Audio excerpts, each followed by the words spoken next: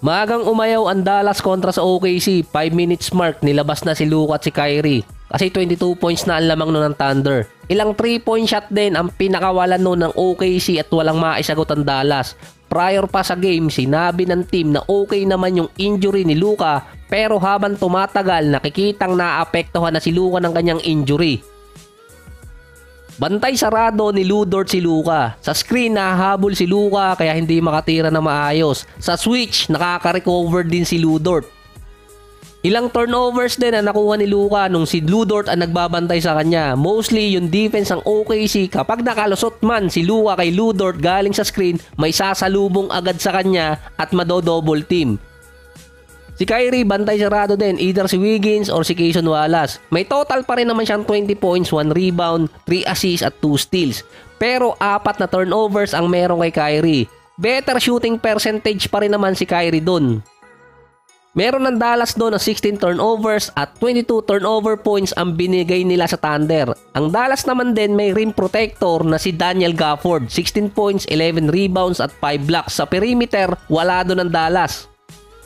Nailalayo kasi ng Thunder si Gafford dito sa may paint dahil kay Chet Holmgren. Na-foul trouble naman si PJ Washington ng first half na nasa 10 points at 6 rebounds. Mukhang kabado na naman si Washington dahil ganito rin siya nung unang game ng Dallas sa playoffs ng first round. Bumawi nun si Washington nung game 2. Siya din yung best perimeter defender ng Dallas ngayon. Si SGA naman yung top scorer ng OKC, 29 points, 9 rebounds, 9 assists, 11 out of 13 sa free throw area. Natawagan pa ng technical ang tumama ang paa niya sa maselang baghari ni Jones. Unnecessary contact yung tinawag ng mga referee dahil sa Reggie Miller rule.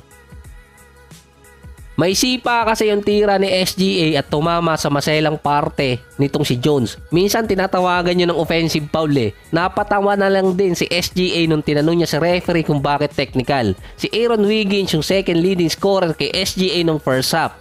Pero yung isang leading scorer ng OKC nung last quarter na gumawa, si Jalen Williams.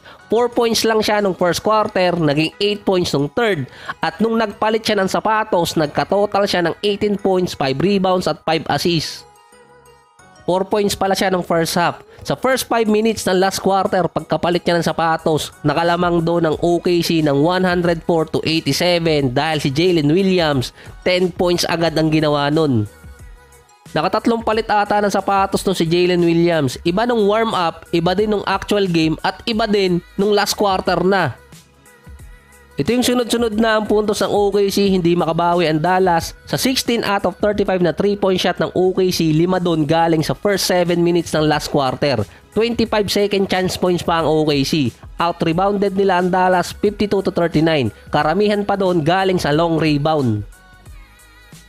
Si Chet Holmgren nakaka-create ng spacing para sa OKC. Lumalabas siya at threat din siya mula sa mid-range at 3-point area. Meron siyang 19 points, 7 rebounds, 2 steals, 3 blocks at 2 out of 5 sa beyond the arc. Lamang din ng malaki sa bench scoring ang OKC. 42 points kontra sa 23 points ng Dallas.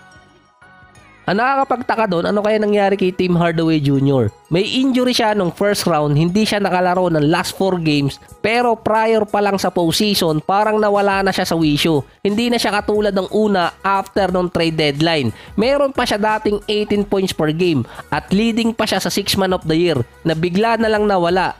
Ang third leading scorer pa ng Dallas ngayon, si PJ Washington, 10 points per game. Pang-5 yon kung sa average naman sa OKC.